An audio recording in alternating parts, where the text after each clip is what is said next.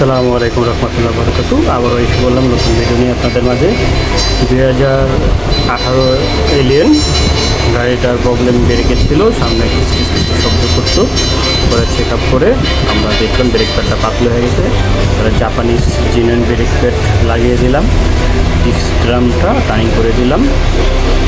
তারপর ইনশাল্লাহ ব্রেকের শব্দটা চলে গেছে। যদি আপনাদের কোনো প্রবলেম থাকে আমাদেরকে জানাবেন, যোগাযোগ করবেন, সলিউশন। আসসালামু আলাইকুম।